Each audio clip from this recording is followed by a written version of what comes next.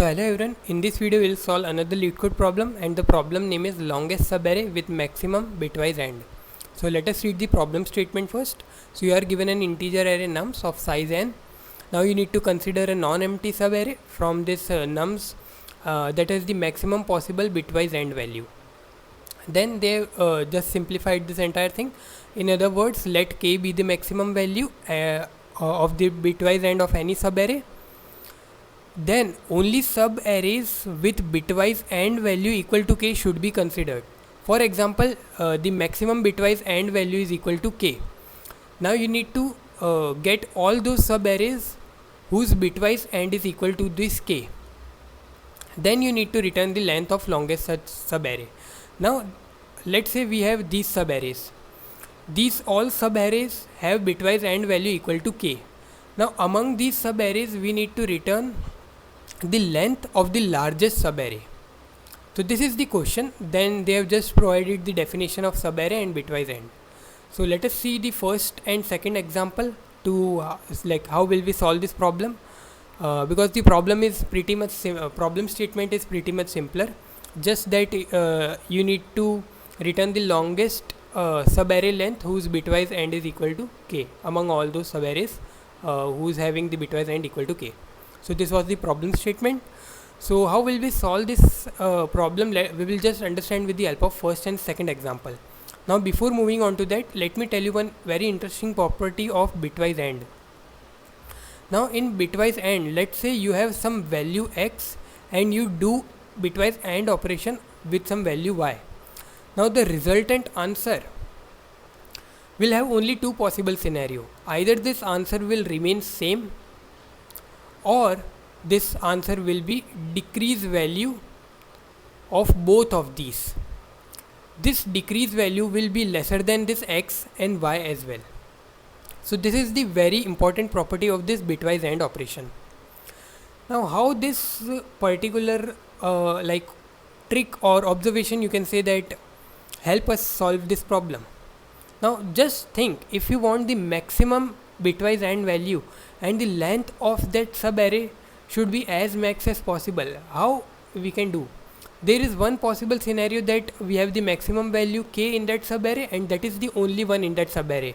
In that case we will be returning the length 1.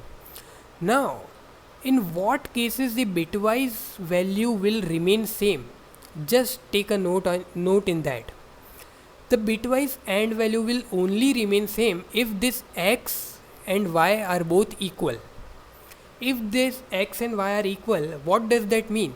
Our subarray will contain all the values with k only. So we will only have two scenarios to solve this problem. Either we will have only one value in this subarray that is equal to this value k, or we have all the values in this subarray equal to k. There will be no other option. So with these two observations we can just solve this problem. And you can also see in the first and second example as well. Like in the first example you can say that maximum value among 1, 2, 3 is 3. So obviously we need to take the subarray whose bitwise end is equal to 3. Now we have returned the length 2 because we got the subarrays with all value equal to 3.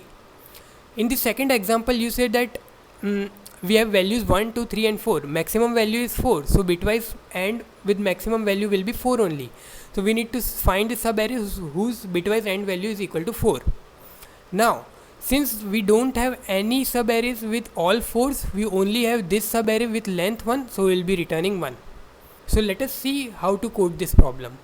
So this is the code. The code is very similar to what I explained so far. First I have declared the integer integer n, which is nothing but nums size, the length of the array. Then I have declared the maxi, which is nothing but the maximum value in the subarray, maximum value in the array, and that maximum value is nothing but our maximum AND value.